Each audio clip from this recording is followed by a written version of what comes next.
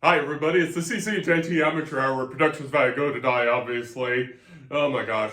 Over there is Mrs. Claus. And over there's Santa.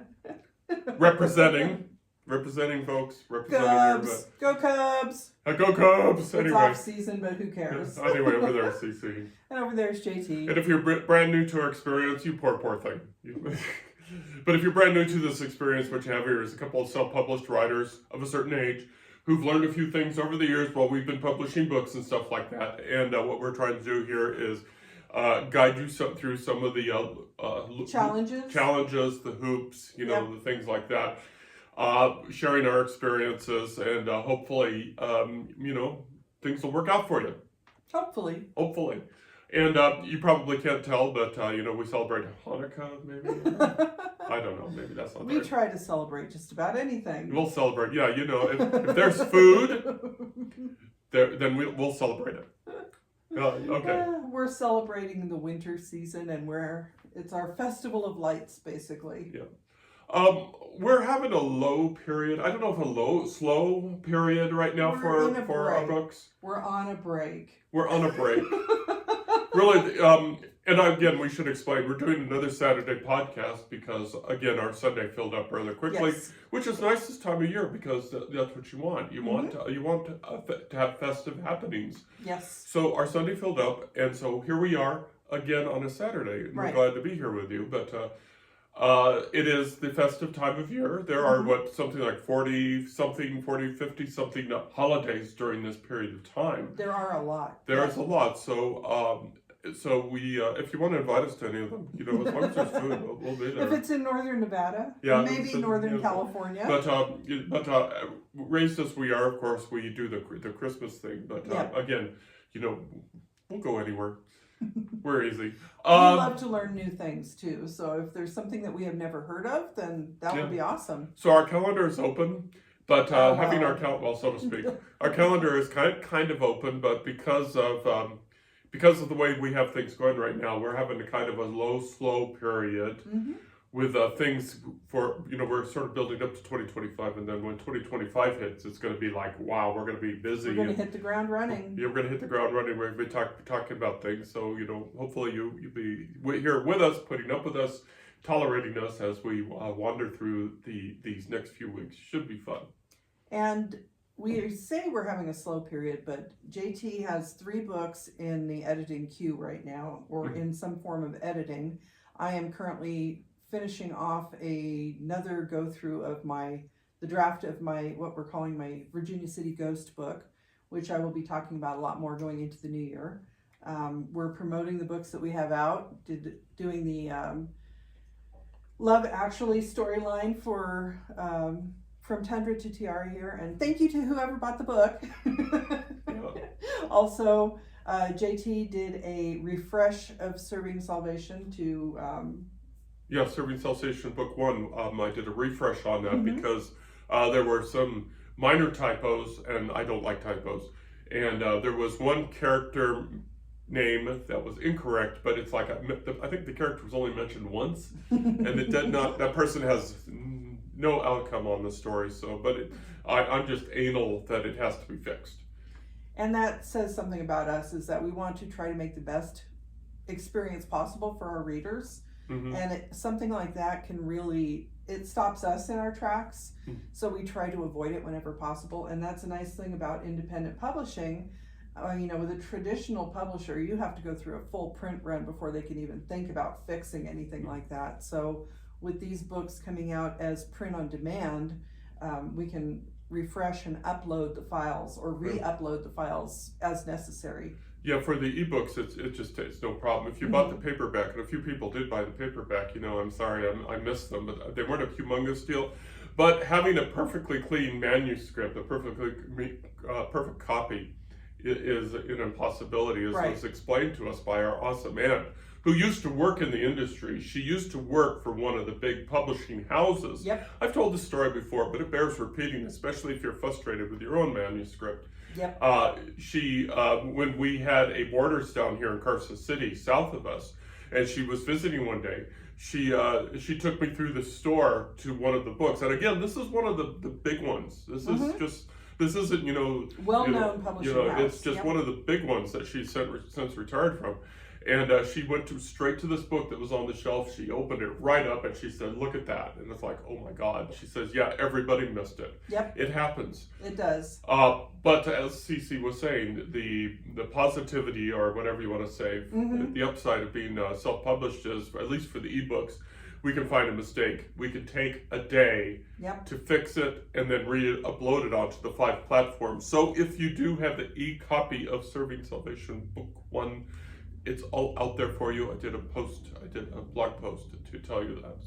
So we are having a downtime, but we are still working. So just because we're having a downtime doesn't mean that we're not working in the background on other things. Yeah, we're doing, we did this, that, and the other Little thing. housekeeping here and Housekeeping there. stuff. We're getting ready for the big January 1 debut of our LLC, 2 more books, and that's very exciting for us. You'll be able to go out to the Nevada Secretary of State website and go into Nevada Silver Source or something. They have a basically it's a business entity search. So since both of us are retired from Nevada state government, we are familiar with using that search. So if it's something that you want to look into, our LLC should be listed on there. It will have our names. That'll be Basically, exciting stuff. we right here, we're our business. Yeah. This is it. You're seeing the whole thing, folks. And, and we'll talk more about this, of course, and we have talked about this, is why are we doing this? Why are we spending literally thousands of dollars to do this? We're talking about thousands of dollars between receiving legal guidance, but plus the expenditure of actually doing it, and plus, of course, all of the stationery. Yeah, well. But and the reason stationery is because we want to have a business. We've never been private business owners, real private business. We tried it, and it didn't work out. So we want to invest in this. We're not like some retired couples who go out and buy an RV or a pair of Harley Davidsons. We're not doing that. These are our 2 more books will be our Harley Davidson. Right. And so we're doing that. And honestly, when it shakes out and all the money is taken care of, our hobby will be cheaper than most people's retirement hobbies. Oh yeah, because especially in Northern Nevada, classic cars are a big deal.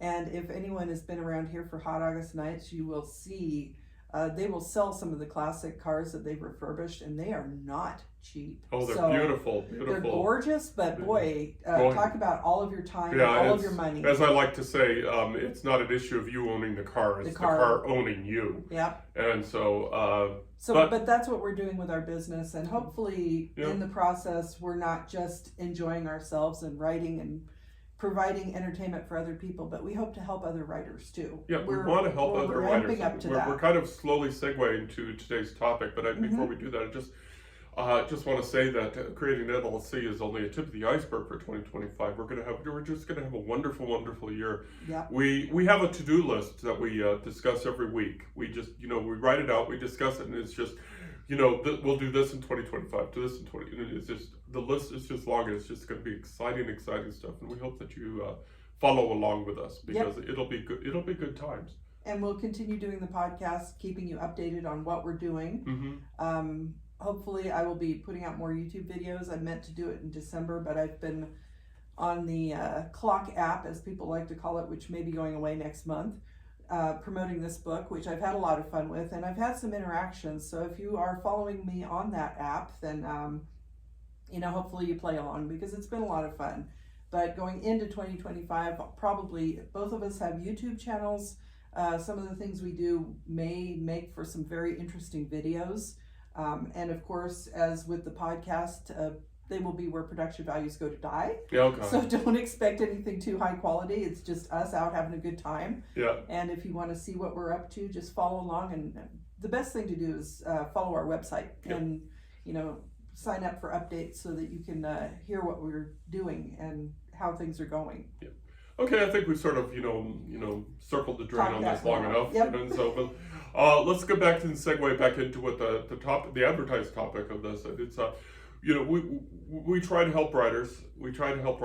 And part of that is not only highlighting the positives, but holding ourselves up to the spotlight. Because if we just talk about the good things, the positive things, then then we're basically making it look better than it is. But there's the flip side of that too, and we make mistakes. And I already talked briefly. We talked briefly about the typos in this, and there weren't that many, but it was enough to make me want to do that.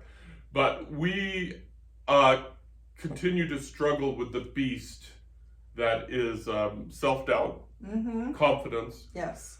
And those are manifested in, I don't want to say bad habits, but that may Challenges. be challenges. Maybe Yeah. bad habits is the right say. Things that are kind of ingrained. Yeah, things that we could be doing better, but we can't seem to struggle with that. So we each pick 2 bad habits out of many, many. But we each pick 2 bad habits that we want to talk about, relatively briefly.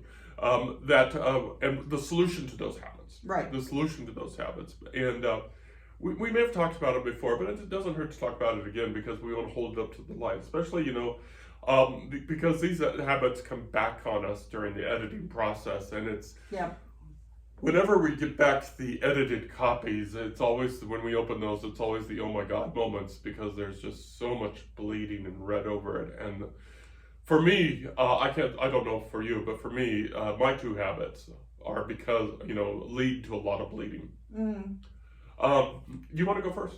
Sure. Okay. So basically, my bad habits, quote unquote bad habits, are related more to, I think, things that I learned as a young writer, because I did a lot of writing in my 20s while we had young kids at home, and so at that time grew up on a lot of 60s and 70s television, so that helped me understand that story structure, for episode structure and things like that, the 3-act structure and everything. The language, I read a lot of old historical romances and things like that. So my writing can be a little clunky. I overwrite. Maybe I don't make things as clear as they could be in a story sense, because, anybody who has watched a lot of classic television, sometimes the stories don't make sense. They have a lot of plot holes. Well, maybe that they don't make sense. It's just they take their time to get where they're going. Well, no, I think they just skip over things to get where they're going, because you think about shows like Bewitched or I Dream of Jeannie, where you have the magical realism going on in the story, so it doesn't make actual sense in real life of, Samantha twitches her nose and fixes something. That's not really, that's kind of a deus ex machina. Yeah, exactly. It's exactly that. So that kind of thing is what actually has formed my early writing, and that still bleeds into my writing today, that I tend to write in a little bit more antiquated, and I do it in my speech too. I'm trying to be more concise. I'm trying to be a little bit more modern in my writing, because JT's writing is very smooth and he's good at moving the story along, whereas I, as he's showing me the clock here, tend to overtalk and overwrite things. So that is probably one of my biggest bad habits, is overwriting. But that being said, that's easy to fix in the editorial process, and I think it's probably better to overwrite than to underwrite. So that's where you need a good editor, right? That points out that your A plus B is not equaling C. Yes. Or your A is not getting, you're missing B to get to C. Right. But based on my background and the things that I enjoyed as a kid and in my early writing career, that has really formed the basis of my writing, and I'm trying to switch from that. Even though I still overwrite, I'm trying to do it in a way that's a little bit more modern, and so that I have to do less paring away. It's like having that big piece of marble to create David. Yeah. You have to keep chipping away until you get the right details. Writing is the same way. Yeah. So you can have that big clunk of marble as an early draft, as your first draft, that's perfectly fine. But your later drafts should not look like that. So that's what I'm working on. And I think it was Michelangelo or somebody said, when he was asked, and it may have not been him, asked, how did you create such marvelous, works in sculpture? Right. And he said, and this applies to writers too, I take out what isn't needed and there it is. That's exactly what I'm trying to do. But I'm not as concerned about that as my other writing issue, which is character development. So I feel like I'm working on my voice, and I think, especially with this project that JT and I worked on together, I was able to give this character a much more personalized voice because you were writing the other characters. So I wrote Lexi, you wrote Travis. So they both have very distinct voices based on us. Mm-hmm. When I'm doing that myself and I'm writing multiple characters in a story, I feel like they may sound too similar Mm-hmm. because maybe I'm infusing too much of myself into those characters. So I'm working on my character voice and my character development because a lot of what I wrote earlier on, what is considered fan fiction, was based on someone who had created characters, and I was using their character traits that were already really well developed. So I'm working on developing my own character traits that are unique to the characters in the book. So not to make it the going back and forth, we joke about having one brain cell. Not a lot of people are like that. We are very in sync with each other, but I think a part of good dramatic writing Mm-hmm. is to have characters who play off each other. They have differences, and those differences rub against each other. So I'm working on character development, and I'm working on maybe not the overwriting process, but maybe writing in a way that's more consistent and has less of the plot holes so that I can pare things away and not have to keep fixing holes, if that makes sense. Oh yeah, it makes sense. And if I were to make a couple of suggestions to you, but at the risk of mansplaining, which I absolutely loathe, is maybe you've just been lucky to you're in a relationship where there is a humongous amount of conflict. Oh, definitely. I agree. Even though you're married to an idiot, No. but No. No, but that does, going into that, we don't have a strong basis. I think as children, maybe we did see a lot of character tension or relationship tension, I should say, that could be entered into our characters. Yeah. But we don't get a lot of that on a day-to-day basis. Well, what I was running into is I was writing a book recently, and I'm not going to say which book because I don't want to give it away, but I found out that the setting there is it should have been confrontational. Right. Because it should have been confrontational. Right. But it wasn't, and I realized that was my mistake. Mm-hmm. That was the mistake, and so I literally made one of the people, forgive the language for this, but I literally made one of the people in the meeting an asshole. In the situation, I should say, I made them an asshole, and then the scene what felt more realistic. Right. It felt way more realistic. Yeah. So if you're in a similar situation where your characters are too alike, Yes. then randomly throw an asshole in there. Or give them one characteristic, Mm-hmm. one character trait, one bad habit maybe that really irritates the other person, so that they have to learn to kind of get over it and find a middle ground, Mm-hmm. because that's really good story development. You want to see a character arc. Yeah, a classic example of that is Newlyweds, because Oh, yeah. for sure. Newlyweds, they're all sweet and adorable and so honey and everything until they realize that they've married a stranger. Well, and our case in point, I think we've been married more than 42 years now, but Oh my God. I know in my memory, and maybe in yours too, our first year was rough Yeah. because we were literal strangers. We moved away from our families. We lived over 1,000 miles away from our families, and we had to rely on each other. We had a kid pretty quickly, a Yeah. little bit over a year after Poor we got thing. married. So, we had to learn to work together and to compromise, but that first year was rough. Yeah. So it's just some ideas to think about. Yep, for character development. Oh, I guess it's my turn. Mm-hmm. Was that both of yours? Did you? That was did you both of talk- mine. Okay. Yes, I rolled them together. Oh, you rolled them together. Okay. Mine is a tick, and mine is a writing skill.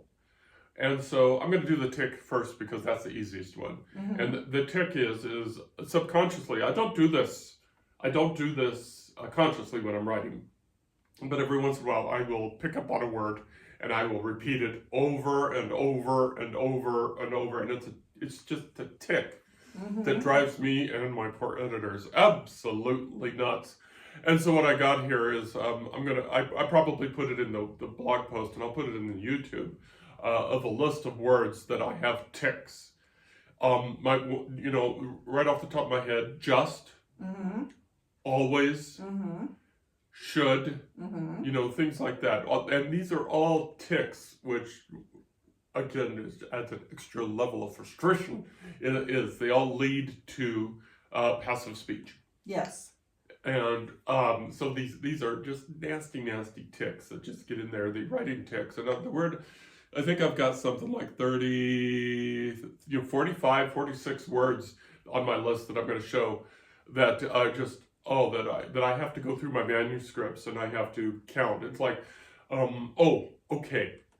Okay, in my latest, when I did the draft for the Zoe, when I did the draft for Zoe, I had to go through and I looked and I found out I had 90 times I had okay in an 80,000 word manuscript, which, if you're talking about relations, if you're talking about numbers, you're just talking about numbers, having okay repeat 90 something times, it was just, I can do better. Fine. Oh, that is a word. Fine. As, how are you doing? Fine. And it's like, geez, what sentence is most spoken in our marriage? Well, with that being said, though, going back to character development, it is okay every once in a while if it's part of your character's, maybe the character has a tick and says something like fine. Oh, I'm fine. Yeah, but fine. in a different tone of voice. And obviously when you're reading it, you may not notice the tone of voice. What depends on what you're imagining with your character. But, we all have those words. And I think the idea of maybe having one or two as a character trait is fine. Yeah, but overall, excess, no. No. So that's why I have a list of 40 something words that I have to use to check through and go, and we all have them. Yeah, so, and I'm going to go ahead and post that list for folks, and I'll put it in a table, HTML table, so if people want to copy and paste it, for themselves. But it'd be kind of funny to hear if you have similar, if they are all the same, or if you have different ones. yeah. The other thing that I picked in, is like probably most writers, I have a long list of things that I could pick, but it's I sometimes have problems with foreshadowing, foreshadowing events, and in the there's a critical scene in one of the 3 books that are coming out that required foreshadowing, that absolutely required foreshadowing. Actually, every book requires foreshadowing, and as even now I'm struggling with it. But when I got to that scene that needed the foreshadowing, I realized that there wasn't any. And so I have to go back, and I have to go back, and I have to go back, and I have to set it up, and give the reader some idea or some a little bit of a hook. You could say foreshadowing is a kind of a hook, right? To keep interested in the book, because foreshadowing is a tool that you can use to keep the reader interested in what you're writing. I know that's a big duh, but I'm mentioning that as one of my problems. And so I've had to really work on foreshadowing, because as CC said about my writing is that, I like to get there and get it done. Well, and the idea of foreshadowing, that can be a real problem for readers, because if something happens randomly out of the blue, if it is an actual out of the blue occurrence, that's one thing. But if you do it too often, then the person may stop reading your book because it doesn't make sense. Yeah, and it's like going back to what I said about the plot holes, that if you don't have probably the right details in the right place, then later on in the book it's going to cause problems. Yes. And it's an injustice to the reader too. Yes. It's an injustice. It's an insult to their intelligence, and it's also an insult to their time, because they're investing time in your book. And believe me, we have a real understanding, and appreciation for our readers, and we want to give them the best product, which is why I went back and redid these typos. Typos that maybe just don't stick out, but there they were, and so we want to fix those, and we want to we want to respect our readers' times. Yep. And investment in our product. So we want to give them the best product possible. So foreshadowing is part of that. foreshadowing is a key tool to keep the reader's interest, but also to display our respect to the reader. And it goes back to things like if you read cozy mysteries or something, you think about the Murder, She Wrote type of storyline where you need to throw in those little details of foreshadowing. And if the reader picks up on it and kind of figures out where the story is going, then they feel accomplished. They get that extra sense of, oh, I knew what was going to happen. But that creates, you have to be careful how much detail you throw in there as foreshadowing, because you don't want to give it away either. And I will say, in one of the books that's coming out here, the two main editors both said that the way that I structured it. Oh, I should say I agree. three. I agree. Okay, so Yes. so three, including CC. I know exactly what he's talking about. There was proper foreshadowing. Did you Yes. think there was proper foreshadowing? In retrospect, yes. I did not see it at the time, which was skillful writing on your part, because if it was there and I didn't see it, I'm not always the one that picks up on these things, but in this case it wasn't just me. So that was some skillful foreshadowing on your part. And I had to think about that too, because it's like I'm a pantser, which means I don't plot things out like like somebody. I pants things, and it's like I didn't realize that that it was going to be that big reveal like it was, and then when I realized it, then I had in a way to almost start over to do the foreshadowing. So to summarize, because we've talked. Well, you had to make sure that you didn't change it too much, because it was a great moment of, oh my God, that I can't believe that just happened. It was foreshadowed, but it was so subtle that the reveal was a shock. Yeah, and so foreshadowing is still a thing I struggle with, and so that's why I want to make a special interest. And I'm just for time's sake, I'm just saying foreshadowing is like leaving, a gift of candy behind you as you write your book, and then your writers who are coming in behind you on that trail are picking up the candy as they go along. So it works out. I'm a crappy metaphor. So what's your bad habit? Every writer has them. Every writer has challenges. So what's your bad habit? So use the space in the blog post, or reach out to us on social media. But I hope that we've provided some guidance. Right, and as you can tell, a lot of what we've talked about, we have different issues that we're focusing on, but they all come together to create a good or bad finished product. So you have to think about all the nuances involved in the writing process. So, character development, foreshadowing, plot holes, overwriting versus underwriting, all of that comes together to create a cohesive manuscript. And it's hard. It's hard. But that's why, but that gives us the fodder to do these podcasts. Right. And so, follow along. Now, we're running out of time here, so just very quickly, this is the second last podcast before Christmas, as we said, that we celebrate. So next week, we'll probably be more Christmas-oriented. We'll probably talk about the movies that we're going to watch, because we're going to be doing our rotation of Christmas movies. Right. And, we'll be talking about other holiday things probably. But whether we do or don't, we just are happy to have you as our listener and as our voyeur following along. Any very quick last words? Well, based on the Christmas one, the following weekend will be New Year's, the weekend before New Year's. So I don't know if we're going to do a year-end wrap-up, because we did have a big year, and we need to celebrate that and think about what's going to be happening in 2025. Yeah.